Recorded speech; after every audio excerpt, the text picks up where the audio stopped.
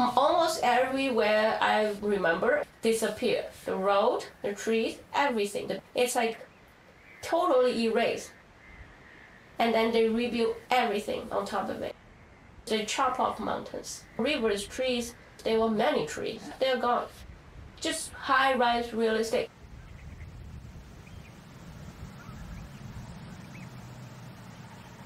When I was a kid, we were branded at that time as kind of illegal, and that's why they are demolishing our houses.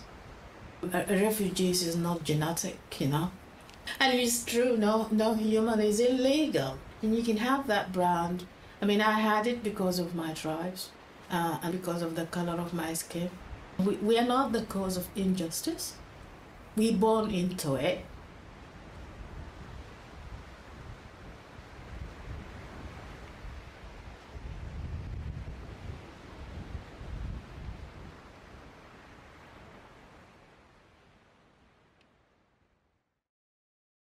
What we need in the border force is data.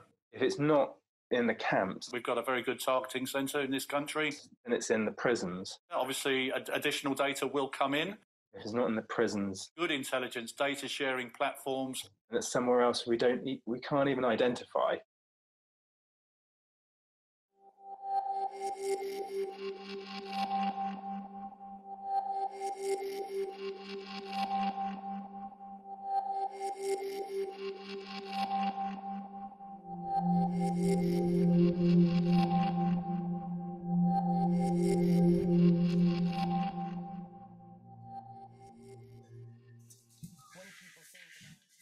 The main thing that motivated me to get involved with advocating for refugees was when I met people who'd been living for years, to all intents and purposes, as British citizens, who'd suddenly been indefinitely detained by the Home Office, some of whom were sent to live in countries they had very little connection with.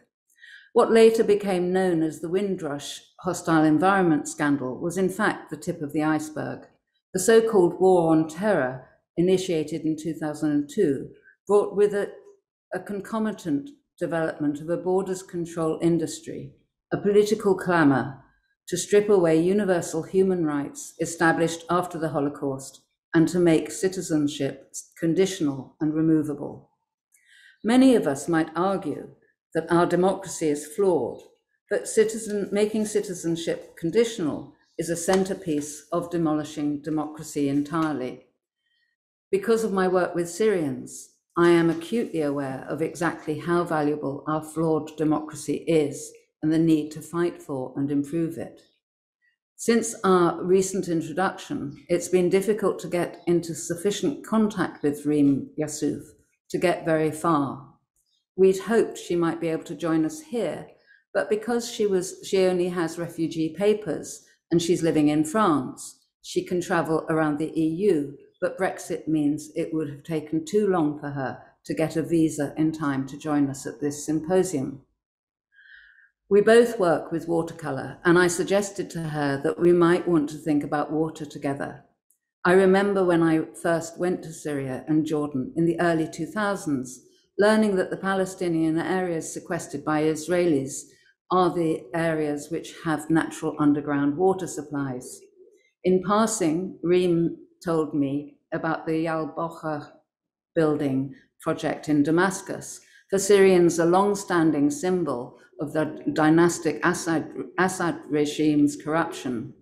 In 1973, the presiding Assad family took over the area of Al-Bocha in Damascus to develop a large commercial building. Until then, the area had been famous for an ancient mosque, which was overshadowed which is still overshadowed by the new building. The area was a key underground water source for Damascus, but the grandiose plans for the building didn't take account of this.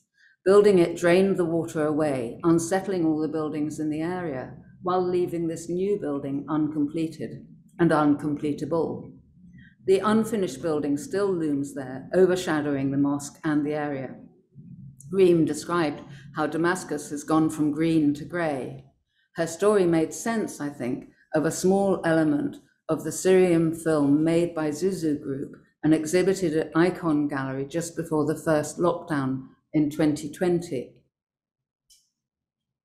which I'm going to show a little moment of now.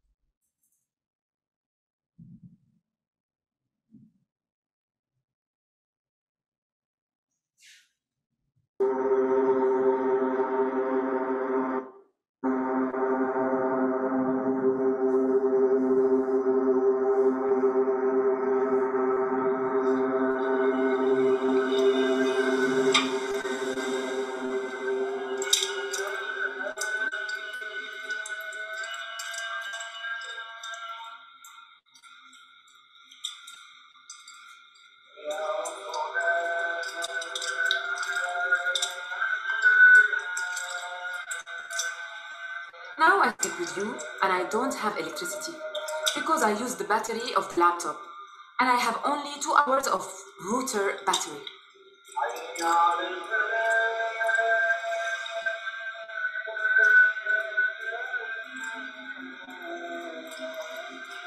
You sent me photos of you and your octogenarian dad collecting water from a standpipe when your supplies are cut off. The government, you say, is selling bottles of water in shops.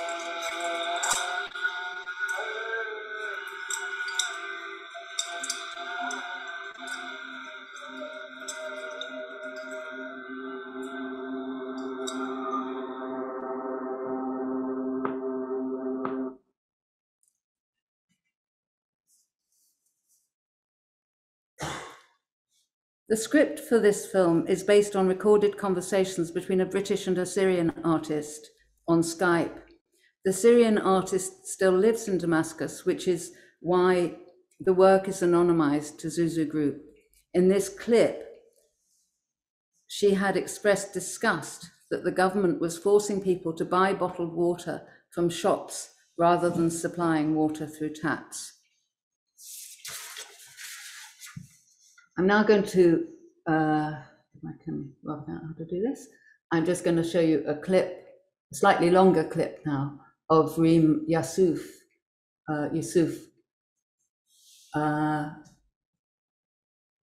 who will be speaking about water from her now home, her new home in France, her relatively new home. In my artwork, I used a lot of water and transparent because transparent colors, because I try to find like another life, or to start with another life from 2011. I talked all my painting, old painting, not all, but even I talked all this, and I put the white color on it to start like a new page in my life, and I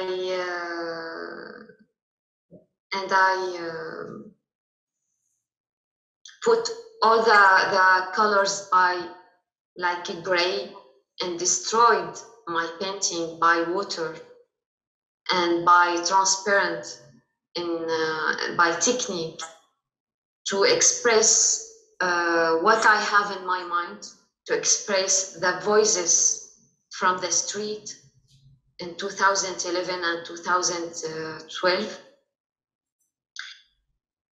It was like it changed all my life in this time, in this period. When I see your videos and your artwork, when you talk with people and you put some videos or photos on the sea, of the sea. I remember my project in 2016, when I tried to express this period in my way. I wasn't confused because I was in France, and I live in the city not far from the sea. And I seen by the news a lot of victims go away, try to far away, run away from the daily violence and daily tragedies because the war and because the dictator's system in that life.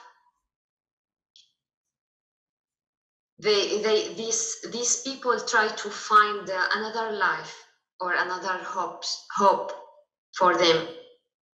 For me, it was really the sea, like one of the beautiful picture of life before.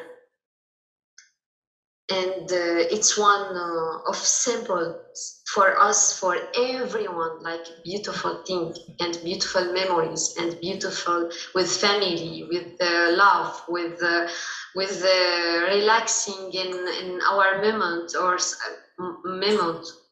or something else maybe. And the colors like feel us like more open, like open door on between the sea and the sky. It's very, very nice memories with the sea. But after this period, it was for me, it's really difficult to make a relation in good way between me and this and with the sea. If I want to see and to talk in general.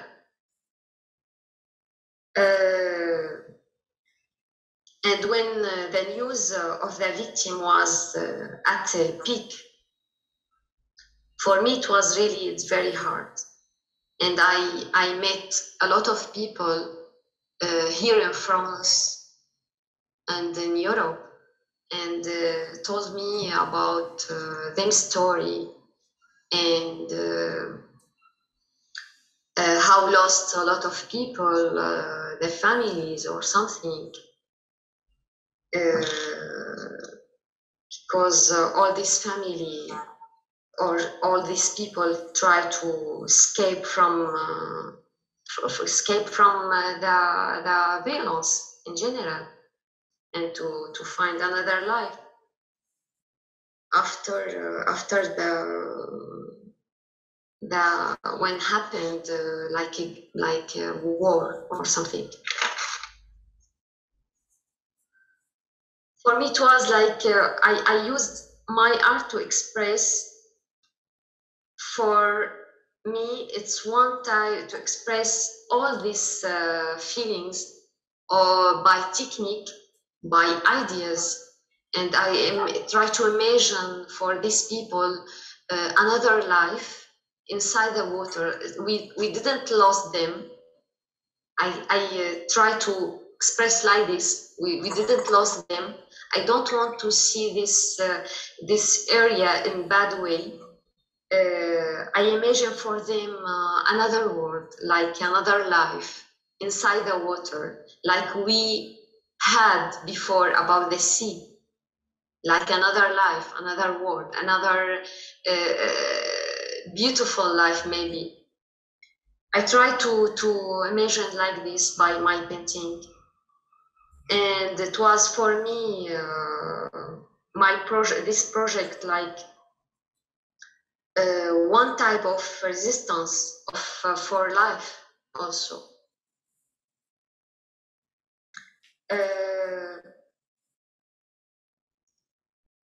As like what Nietzsche he say, we have art so we don't die from the truth. We need the truth sometimes, but also we have this art because the truth sometimes is very hard for us and very, very strong for the future, and strong if we stop without did anything. Reem goes on to discuss the colour grey and how different greys are in different situations, how different greys are in different countries, and what different meanings greys have in different cultures. She talked about the dry greys of Syria, in contrast, she said, to the wet greys in Northern Europe. When she described her memories of seaside visits, I remembered when I used to visit Damascus and how I'd come to see the way they use mirrors and glittery cloths to capture the sun's light and turn it into ripples, suggesting glistening water in the dry greys of a cement and sandy city. It's early days in our conversations, and it's difficult to know where they might lead us. As well as film and text, I've been making a series of dialogic portraits in watercolor over the last decade or so, and as Marina mentioned. And I want to apologize for the jumping about that I'm doing, and I'm hoping that you might be able to bear with it and just follow some of the jumps, and if you can't follow them, just leap, basically.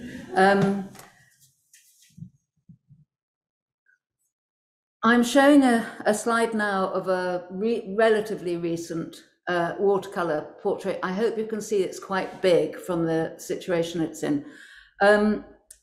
It's part of an exhibition called Household Solo, which I put on recently in my house to overcome lockdown's constraints. And it led me to decide to include portraits I've made of refugees when I exhibit the portraits of more secure citizens. I live mostly in Ramsgate on the east coast, immediately south of the Thames estuary. France is sometimes visible. Refugees occasionally turn up on the beach. These images are all from the Household Solo exhibition. The sea is a place of entrance into this country, and sometimes a place of death.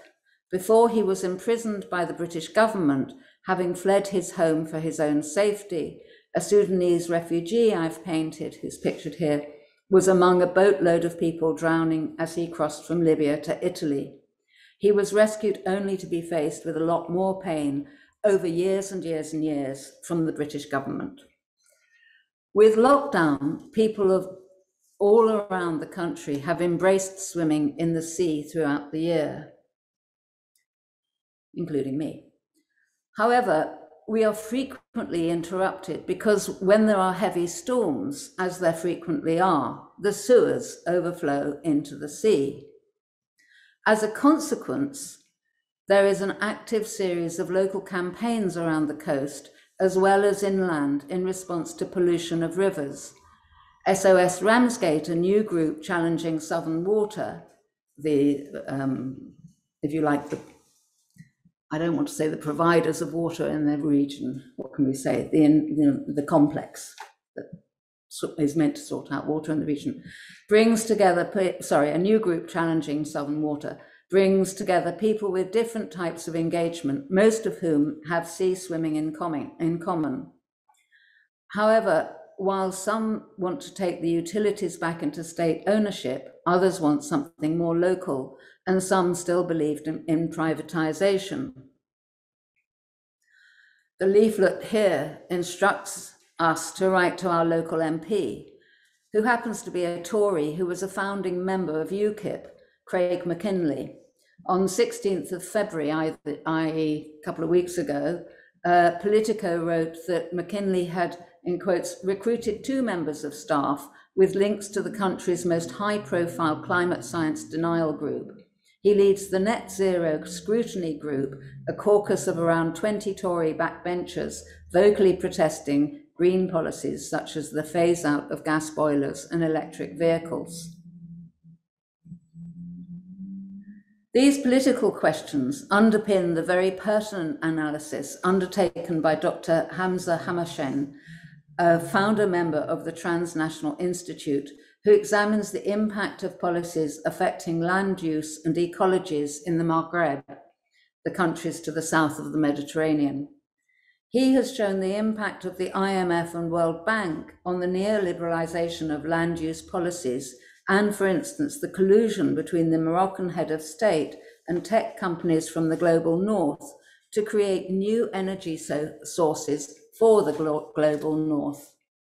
Hammershön points out the neo-colonialist fantasies that perceive the desert as kind of empty, just as until fairly recently, many of us conceptualized the sea as kind of empty.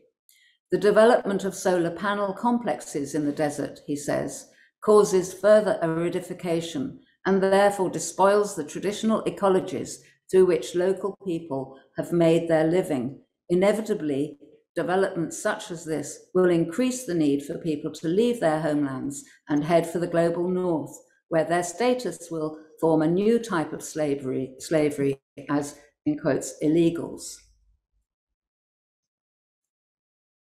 I'm currently developing a project looking back at a commune in rural Scotland set up by ecofeminists in 1972, which I used to spend time at during the 1970s.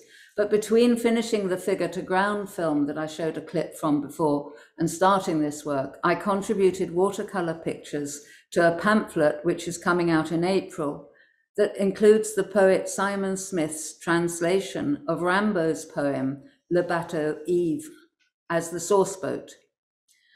The poem, written when Rimbaud was 15 in 1870, is an exemplary account of white Europeans' fantasies of maritime adventures and disasters traveling to Africa as an imagined kind of empty continent, alongside fantasies of, I quote, chanting natives.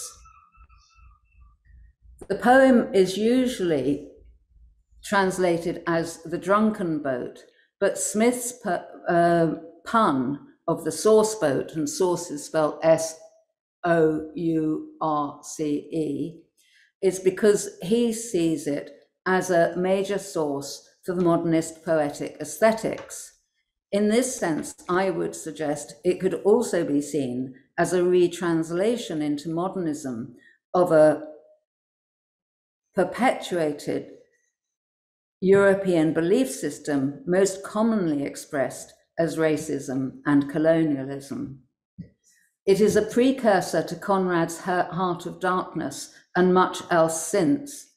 I suggest that these are the fantasies that are perpetuated and rearranged for mass consumption in popular media in relation to refugees' struggles to sail from the shores of the southern and eastern Mediterranean to mainland Europe and across the Channel to the UK. Refugees are portrayed with no more knowledge or attention than a 19th century 15-year-old precocious French boy's imagination. Rimbaud's imagined disasters for people positioned as refugees are actually very real. Thank you.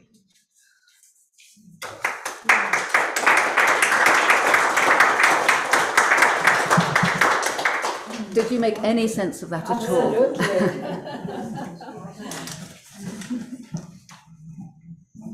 Thank you so very much.